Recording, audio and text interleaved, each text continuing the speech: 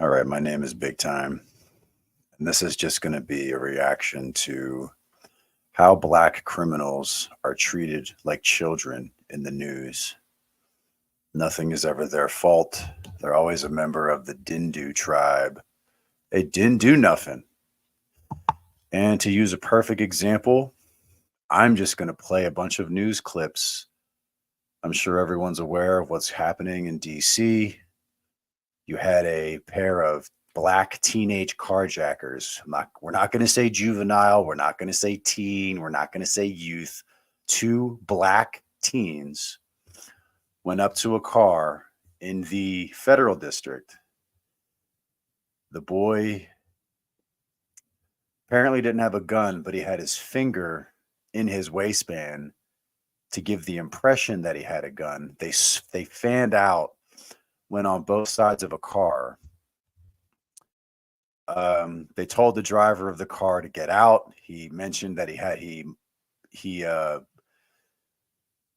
gave the impression that he had a gun. He said, "You know what this is." However, the guy that they carjacked was a off-duty federal security officer. And what that means is an off-duty federal security officer doesn't even have bad credit. I can't even tell you what it takes to get security clearance to carry a gun in DC. That means that guy doesn't need that. It's potential that guy doesn't even have a speeding ticket. But of course, so he shoots the 13-year-old, the carjacker, and kills him. And now, now I don't know what's going to happen. I don't know if they're going to try to charge this guy. We don't know the race of the shooter yet. There's a strong probability that he's black, so that's why his identity hasn't been released yet. But it's also possible that if he's white, if he's a federal security guard, he might be connected. He might actually work somewhere that if they try to indict this person, then the city might have to go against a federal agency, one of their own. So we'll see. What I'm going to talk about today, though, is basically how everybody's like, oh, the poor blacks. He was on his way to be an astronaut. He was going to be a dentist. He was funny. He was kind. And now people are even mad that the federal security officer defended himself. And I'm just going to play news clips and just complain. So I want to show the first one because this is the one that's in the description, because this kid had a record. But what happens in DC is that if you're a young black teen, typically if you commit a violent crime and you're under the age of 18, it's very common for them to just let you go and send you home with your parents. So let's at least get his record, because there are actually other news clips where I can't find his record. I wonder why they would do that. Is uncovering new details tonight about the middle school student, just 13 years old, shot and killed this weekend while trying to carjack an off-duty federal security officer. Today, the child's middle school principal described Bernard Toney as smart, funny, and talented. But we also learned— That's interesting. I wonder, whenever there's a white shooter, do people come out and say the white shooter was smart, funny, talented, or do we have to have a conversation about race and white supremacy? And as a legal gun owner, see, there's no conversation right now about now we got to ban guns, right? Because when blacks commit crime, what that means is now I have to lose more of my money from my children so that we can give blacks more midnight basketball rec centers. You ever notice that? Whenever blacks kill us, we have to give them money for rap studios. But there's another group of people, when they're killed by somebody, we have to give them Patriot missiles. You know who I'm talking about. He is no stranger to police. This Saturday was not the first time he was accused of stealing cars. News 4's Darcy Spencer has the new developments. Was here on D Street Northwest outside an office building that 13-year-old Bernard Toney Jr. was shot and killed when he allegedly tried to carjack an off-duty federal security officer. It was around 10 Saturday night. Police say the officer was sitting in his car waiting for a shift to start when two juveniles told him to get out. According to the report, one of the teens had his hand in his front waistband pocket as if he had a handgun. And as he was complying, the officer pulled a gun and shot Toney Tony in the chest. A second juvenile ran. But let me pause right here. There's been a lot of complaining about, oh, you didn't know he had a gun. Why'd you shoot him? You didn't have to shoot him. Yeah, that's all bullshit. Okay. When the news shows you this picture of this little innocent kid, you know, there's a probability that he's wearing a hoodie or he's wearing a Pooh Shiesty mask. And the way castle doctrine or stand your ground works, and I understand that DC has a middle ground where essentially you have a duty to retreat until you can no longer retreat, and then you can use a middle ground to fight back. I don't even know what the fuck that means. You can go to prison for pretending to have a weapon. If it's reasonable, if somebody has their hand in their pocket and they point their finger at you and they say, I'm going to shoot you, give me your money. And I have an actual gun in my pocket. Like I actually carry a 327 that I legally purchased in my pocket in the winter. So if someone says, they point their finger at me, I'm going to rob you, I'm going to shoot you, give me all your money. And then it's reasonable for me to believe that they're going to shoot me. And if I do shoot that person in self-defense, it's possible that that person with their finger can be charged with armed robbery, because to me, it was reasonable for me to believe that they were going to kill me because they said, I'm going to shoot you. And they point their finger at me. Okay. And in all honesty, I'm not going to risk my life if someone says they have a weapon and they're telling me what to do, and I have an opportunity to fire first, I'm going to take that opportunity. I don't give a fuck about his age. I don't give a fuck that he was 13. Oh, he's just a child. Oh, he's just a child. I don't care. You want to be out here being a domestic terrorist? That's how we deal with domestic terrorists. Stranger to police this Saturday. Fuck around and find out. Was not the first time he. Recipe In the chest. A second juvenile ran away. The off-duty officer's gun was the only one recovered from the scene. guns, carjackings, 13-year-olds, recipe for tragedy. Two sources familiar with the investigation confirmed that Tony was arrested last May for a carjacking and robbery spree. This map shows the area where he allegedly committed 9 crimes in a 6-week period. News 4 reported he was 12 years old at the time. Right. Armed carjacking, armed carjacking, armed robbery, armed carjacking, armed carjacking. Why the fuck was this kid out? And I don't see what they're already trying to do. They show you a picture. Oh, his principal wrote a letter. Oh, he was funny and he was cool. Was he cool when he was committing all these armed robberies and armed carjackings? It's unclear what happened with those cases and why Tony was back on the street. In a He's one-on-one black. They let him go. There, I solved it for you. interview, Chief Pamela Smith told News 4 she wanted to be sensitive to the teen's parents and classmates. Oh, that's right. So look, another black female in charge. Well, we had a black mayor. We got a black mayor, right? So one mammy, right to another mammy. Now we have a black female police chief. Boy, I wonder why none of these black thuns are getting punished. 4 she wanted to be sensitive to the teen's parents and classmates. He was known He's a to fucking criminal. Why do we got to be sensitive about it? the Metropolitan Police Department. See the wording they use? He was known. Bitch, he was a fucking felon. He was known. Oh, we gotta tread softly. I fucking hate this. He was known to the Metropolitan Police Department. And it's just unfortunate that this particular incident happened on Saturday night. Tony was a 7th grader at Kelly Miller Middle School in Northeast DC. We could see police presence at the school today. Counseling services were also being offered to students. The school principal sent a letter to parents saying Tony was a smart and talented student. When's the last time a white shooter got a letter from his principal?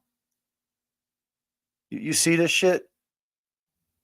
So this motherfucker's running around committing armed robberies, and his fucking principal gets to. I don't give a fuck what the principal says. He's a fucking little hoodlum. He's a fucking little hood rat. I don't give a fuck what your principal says. Oh, so if he robbed me, if I gave him a letter from the principal, would that stop him from beating me or shooting me? Why do blacks get so many chances? Oh, a 7th chance, an 8th chance. Guys, after his 10th carjacking, he was going to be a rapper. I don't understand. Look how fucking easy they go on black criminals. He had a natural comedic ability and loved to make people laugh, especially when he would joke Probably that laughed after he got his car from you, after he took your car. He probably thought it was fucking hilarious. he was the principal of Kelly Miller Middle. Bernard also loved to play basketball and spend his free time on the court with his friends. Yeah, spend the free time in the court. Is that what you call this? Do you call this? This looks like free time robbing everybody. Free time on the court.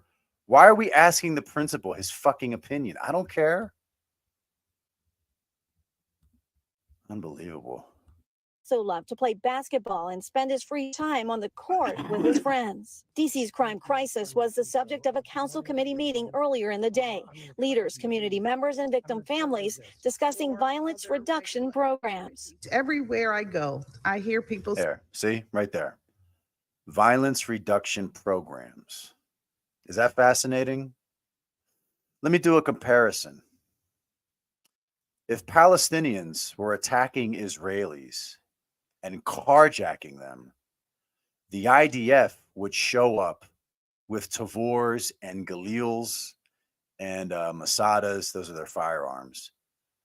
And they would arm, the IDF would instantly flood that area. And the next time there was a carjacking by a Palestinian, they would vaporize the Palestinian with bullet holes. But for some reason, when blacks commit crimes of domestic terrorism, when blacks run around and rob everybody, when they rob everybody and they commit 9 crimes, they get to go home to their parents and we have to give them money for programs. You ever notice that? Why is that? In the day, leaders, community members, and victim family reduction programs. everywhere I go, I hear people say that crime is the worst that they have seen, and it is driving our long-term residents out of the city. According to DC crime stats, there have been 827 carjackings in the district so far this year.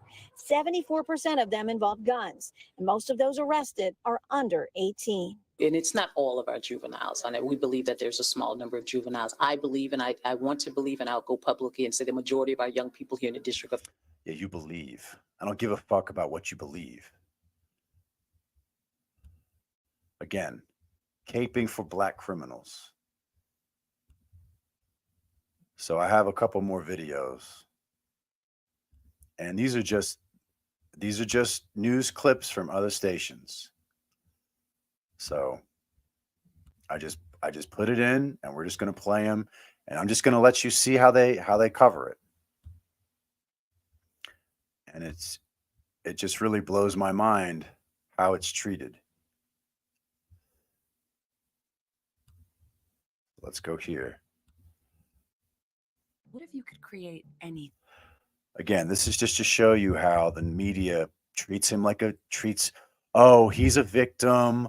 Oh, he didn't do nothing. He was smart and intelligent. Yeah, he was committing armed carjackings, but he was going to be an astronaut.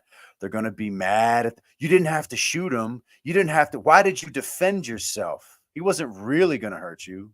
Thank you so much for joining us tonight. I'm Sierra Fox. A 13-year-old boy shot and killed after trying to carjack an off-duty federal security officer in D.C. Fox 5's Aisha Khan is live in Northwest after gathering all the details. And Aisha, to my understanding, this all unfolded near a lot of public safety buildings, right? Yeah, it did, Sierra. You know, this is the district's Penn Quarter, and depending on who you ask, this area is considered relatively safe, given the fact that you have MPD police headquarters here, you have D.C. courts, and you have the U.S. Attorney's Office, all located down here at the Penn Quarter area. Now, the attempted carjacking that led to that deadly shooting happened right here in the 600 block of D and 6th Streets on Saturday night, just after 10 p.m. D.C. police say 13-year-old Bernard Tony Jr. of the Southeast.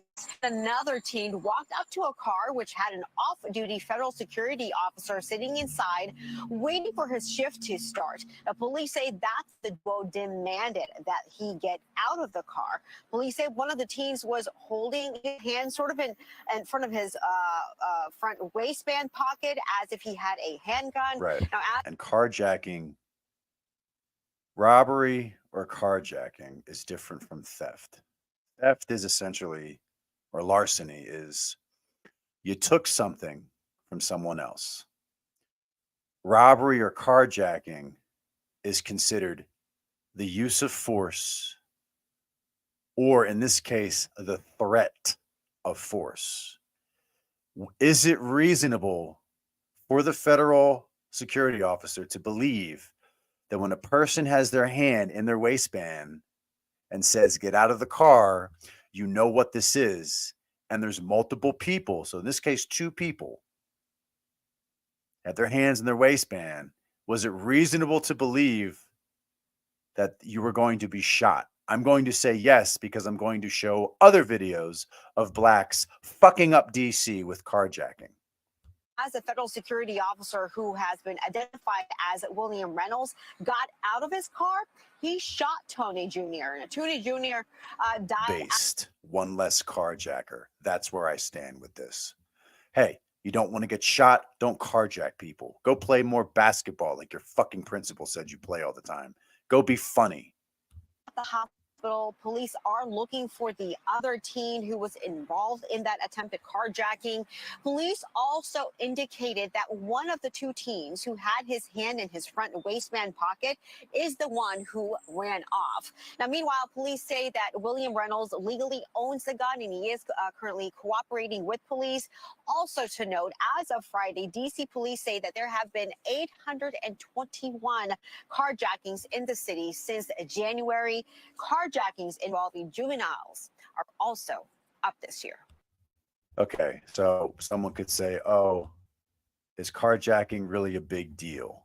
Okay, so let me show a video of some carjackings so you understand. I'm just trying to bring all the receipts. I want you to understand how serious it is. Up tonight after allegedly threatening 13 different victims with a handgun over the course of about 5 hours Sunday morning. These suspects are a 16-year-old boy and 2 15-year-olds. The assaults, the robberies, and a carjacking all started near Howard University and then moved north and then into downtown, where police say they busted that 16-year-old. Bruce LaShan is live on Massachusetts Avenue Northwest, where folks are still trying to wrap their brain around this expansive crime spree. Bruce. Oh, these black kids. It's okay. We'll just let them go again. Yeah, you got it, Leslie. The alleged robbery and assault spree ended right here about 10 a.m. on Sunday when police say they found the 16-year-old still sitting right here in a car that had been reported stolen. Pretty quickly after that, they picked up the 2 15-year-olds and charged them with 14 different offenses committed in the space of about 5 hours. There. Teens commit, a 16-year-old and 15-year-olds committed 13 armed robberies in 5 hours. This is just adding more proof, adding more levity to the security guard that it was reasonable for him to believe that these blacks had guns, had hammer. We're going to give him the hammer because black teens do it all the time. Black teens robbing people and carjacking people is very common in DC. You know what else is common in DC? We're going to see that it's very common that if they're under 18, they just get let go because, you know, slavery or something. Police say the attack started at 12:41 a.m. on Georgia Avenue near Howard University. One suspect waving a handgun and demanding the victim's car keys, then fleeing in the vehicle. Less than a half hour later, they allegedly robbed another victim on 10th Street Northwest. And an hour and a half after that, it was Upshur Street, where they allegedly robbed 2 victims and assaulted one of them. 10 minutes later, they waved a gun and robbed someone on G Street. 20 minutes after that, it was back down to Florida Avenue, where they allegedly pushed a victim against a wall and stole property. 6 minutes later, Ontario Road. Then over to 4th Street Northeast, where they allegedly carjacked another vehicle. Police say the group may have split up, but 1 minute later, on 17th Street Northwest, they allegedly assaulted and robbed another victim. Then on busy U Street at 5:25 a.m., another robbery and assault with multiple victims. 5 minutes later, an assault with a dangerous weapon on 28th Street. Just 3 minutes after that, an assault on Wisconsin Avenue. At 5:37, they allegedly assaulted a victim and stole a phone. 3 minutes later, an armed robbery on Connecticut Avenue. Then just 4 hours after that, police say they found one suspect on Mass Avenue in a vehicle that had been reported stolen. It is not clear if these are the same teens a victim addressed on Reddit to the 6 teenagers that tried to rob me and my friends at. And you see, this is the problem. See this? It's because of pussy. It's because of weak ass people like this.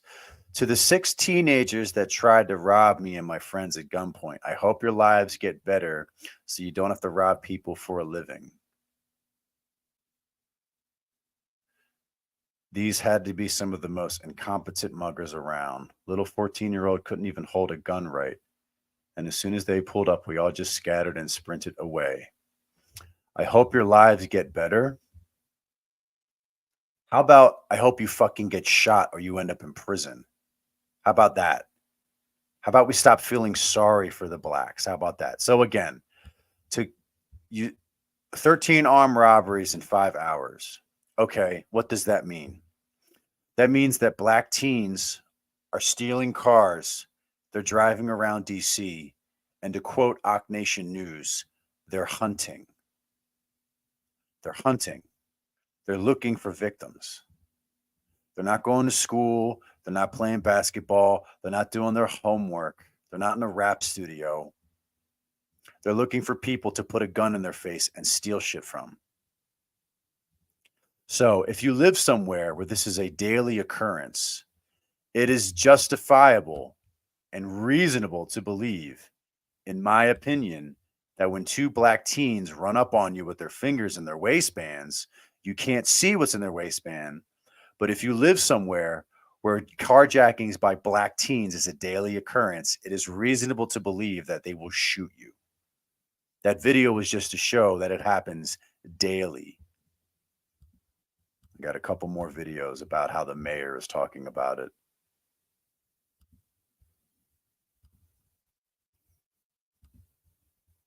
Give me 1 sec.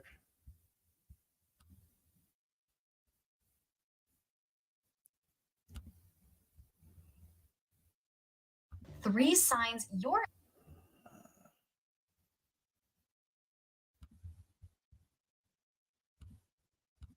City under siege coverage. A 12-year-old has been arrested in connection with an attempted carjacking in Northwest, where a 13-year-old was shot and killed. An off-duty federal security guard was sitting in his car when he was approached by 2 teens. Police say one of the teens had their hand in his front waistband as if he had a gun. The security guard then shot and killed the 13-year-old Vernon Tony Jr.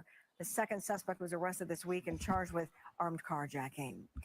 And teens seem to be the center of several high-profile crimes across the district. Now local leaders are pointing fingers as to who's to blame. The city says they have recently pinpointed areas that they could target for violence reduction, including schools. It's also widely agreed that youth rehab services need more space, staffing, and better communication. Council members telling Fox 5 that residents and visitors across the city do not feel safe.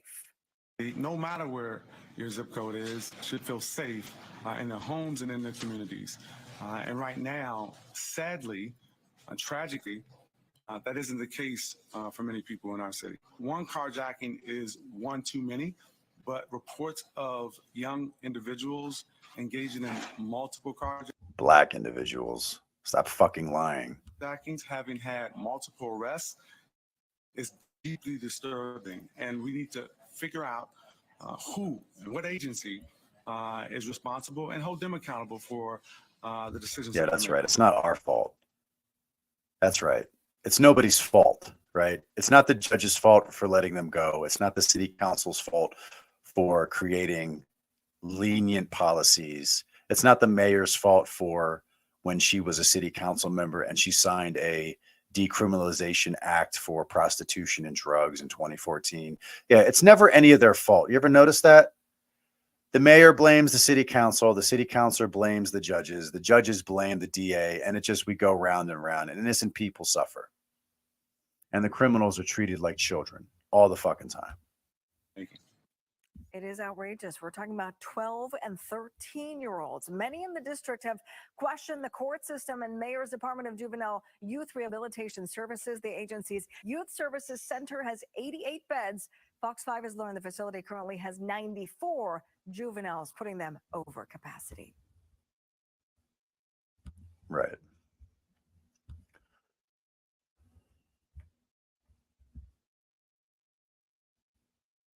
Let's see what the mayor says. Here's one thing you need to do. I just wanted to use a bunch of videos and see what they say and see how they talk about it.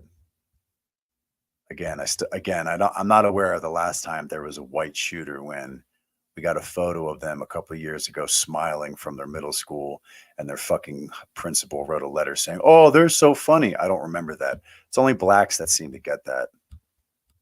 It's only blacks that seem to go home after they commit 9 armed carjackings. News Now is learning new details after police say that an off-duty federal security officer shot and killed a 13-year-old that was trying to carjack him. Now, this happened on Saturday night near Capital One Arena. Investigators say the off-duty security officer was waiting in his car for his shift to begin when he was approached by 2 teens. And tonight, police are still searching for the other teen involved. Our Sam Ford is joining us now live. And Sam, what's the city saying about this? Well, Jonathan Allison, the word is tragedy. We're in front of Kelly Miller Middle School where the 13-year-old attended. And why is it a tragedy? I see, you let him go. I played a video where he had committed 9 armed robberies and you let him go every fucking time. Oh, it's a tragedy. It's a tragedy that somebody stood up to the blacks. You're not allowed to stand up to blacks. You just have to let them rob you and shoot you and kill you. Oh my God, one of our babies. Oh, it's a tragedy that he just couldn't carjack. Guys, he was going to go after this 10th carjacking. He was going to be a doctor. We were going to get a documentary about him on Netflix. He was going to be the next president and build Wakanda. Like, it's not a tragedy. It's one less fucking carjacker. What's the problem? If you let more people carry and defend themselves, maybe they'd stop carjacking people. If more carjackers got shot by the victims, they would potentially be afraid. You let them go. You let them do this. You are responsible for why DC is becoming Africa.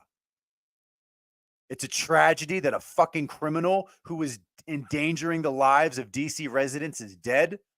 Only for black criminals. Oh, it's a tragedy somebody stood up for themselves. Fuck you. from all we're hearing, he was well liked by students and staff here. The principal's letter to the parents began, "It is with a heavy heart that I share the recent death of one of our students, Bernard Tony." I hope you get carjacked, you motherfucker. I don't care what the principal of his school says. Junior, a 7th grader. It went on to say that he could make people laugh and that grief counselors were there. In an earlier event, Police Chief Pamela Smith lamented the 13-year-old's death. Police say Saturday night, not far from police headquarters, Tony was one of 2 youths who tried to carjack a federal security officer sitting in his car. Tony acting as if he had... You have to understand that if this person wasn't a federal security guard, there'd be fucking outrage over him shooting one of their little babies, there'd be fucking outrage. That is the only reason right now. Either this person is black or it's because they're a federal security guard at some agency in DC that the city is not burning down right now. That's my opinion. Had a gun in his waist, and the officer shot and killed him, but no gun was found. The mayor decried these incidents. No gun was. It doesn't matter if no gun was found. I've already shown you carjackings happen every day by black teens. You don't punish them. And he fucked around and found out with the wrong person. Look how they treat this. Oh, I mean, he didn't have a gun. You didn't have to shoot him. Oh, I mean, he had a gun, but he didn't shoot you. I mean, he shot multiple rounds at you, but none of them hit you. Just let him go. Why are you pressing charges? He's oppressed. And if we have children, he's so oppressed, he committed 9 carjackings and armed robberies, and we let him go each time, and we just can't figure out why he won't stop doing it. We're doing carjackings. It's probably not a single one that they've done or have been arrested for. And so we need to treat those matters, make sure the children don't learn that they can do carjackings randomly and without punishment. This was the second juvenile death in less than a week involving carjackings. Police say a 16-year-old girl died when she crashed a carjacked vehicle into a utility pole in Northeast. The mayor brought up the judge in the girl's previous carjacking case. The judge wanted to place a juvenile who also been arrested for carjackings, 6th or 7th time, in a shelter environment that is not secure. She said rather than place the girl in lockup, the child was sent home. The child is now not with us. There. So, the child, she's the victim, right? 6 or 7 carjackings. The judge goes, oh my God, slavery, redlining, Jim Crow, you poor oppressed little girl, I'm going to send you home. And then she steals another car, crashes it, and now she's dead. Are you going to hold the judge accountable? Are you going to hold the parents accountable? I mean, you honestly can't. I honestly don't believe that a single mom can control these kids. Like that 13-year-old who committed 9 armed carjackings, if he even has a dad, which I don't know, I doubt his mom could do anything physically to stop him. It took a bullet to stop him. That's unfortunate. And if he had been in prison, he would have been able to carjack you. But again, here's another example. Oh, the poor kids. What did she say? 6 or 7? And the judge sends her home. Good job, blacks. Good job. And there are whites on the city council too, and they're just as fucking responsible. But DC, the capital of the United States, is becoming Africa. Good job.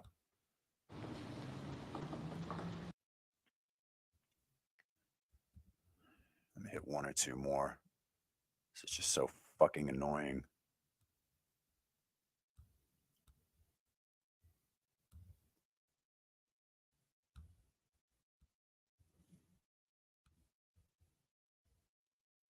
Just trying to show a bunch of news clips so people can get an idea of how they treat the kids and, oh, the poor babies.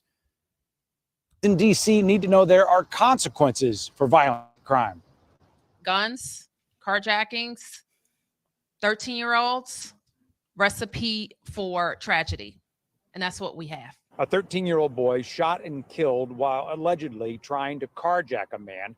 And it is not the first time this year that police say a child has done so in DC. And not the first time it has taken a young life. Just last week, 1 teenage girl was arrested and another killed in a crash involving 2 cars stolen in carjackings. And if we have children who are doing carjackings, it's probably not a single one that they've done or have been arrested for. Monday, DC Mayor Muriel Bowser said part of the solution is more serious consequences. Obviously, we want to support families who have children who they can't manage. I mean, people laugh at me sometimes when I say a child may be better off in a secure environment. Meaning, instead of sending kids in trouble to Department of Youth and Rehabilitation Services shelters, they should be detained while awaiting trial. In the case of the teenager killed in a crash with carjacked vehicles, sources tell WUSA 9 a 15-year-old with pending carjacking charges caused the crash that killed her 16-year-old sister just 7 days after a judge released her because there was no room at a shelter. The mayor says she could have been better served in detention. And it's the judge's right to say, I prefer shelter. And if I can't get a shelter, then I'm going to send this child home. The child was sent home. The child is now not with us. Of course, a spokesperson told us that judges rely on D.C. Council guidelines when they are sentencing juveniles. Now, it's not just consequences. City leaders are also talking about resources. Today, D.C. See that? See? Oh, whoa. Back up, guys. Oh, we can't just punish them. Oh, we gotta take, not only do your lives have to be threatened by these little jigaboos, now we also have to, got to take your money and we got to build more rec centers, guys. Resources. Are you having a hard time buying eggs? Are you having a hard time filling up your gas tank? Well, don't worry. The blacks are going to keep destroying DC, and we're going to take your tax dollars to raise them because their fucking parents can't control them. Aren't you excited? Oh boy. My kids get to lose more food. Do one more. Because they captured the other 12 or the other kid. For most businesses,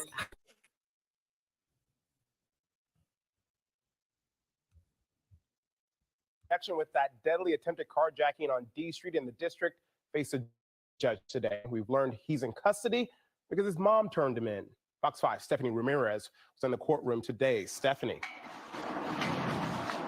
And Kenneth, this 12 was ordered held in a secure juvenile facility by the judge involved. It was also explained to court that this 12-year-old could have been the driver if this suspected carjacking had actually been carried out. Now, there is not audio, but a detective testifying in court today had said that there is surveillance video that appears to show the two youths walking toward the vehicle involved. They apparently have some kind of conversation, and that's when the detective said that the two were seen, both of them, placing their right hand around their waistband area. Then the detective says they continue to approach the car. The 13-year-old opening the passenger side door. The 12-year-old recently arrested, we're told, went around, opened the drive. There's an example of their teamwork. So they split off. One went to the passenger side.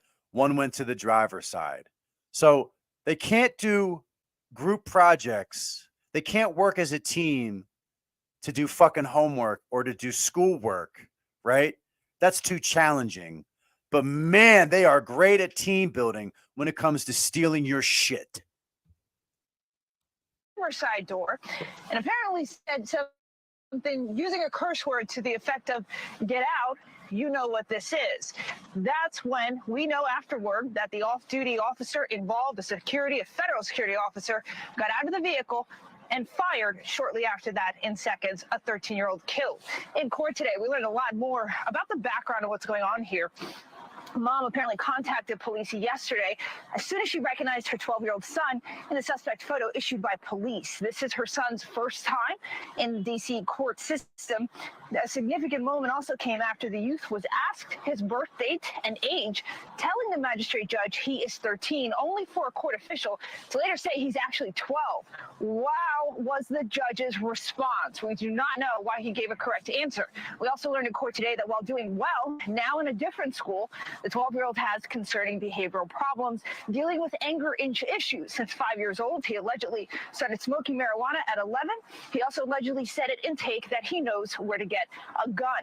It's not clear how serious that comment is, but it was well noted in court that mom even contacted an area hospital trying to get her son help, not wanting him to be lost to DC's street. It was around 10 o'clock at night Saturday when police say the 12 and 13-year-olds walked up to the off-duty federal officer security officer's vehicle, and that this was at around the 600 block of D Street Northwest. We're told that that officer was on the phone about to head into work at the time.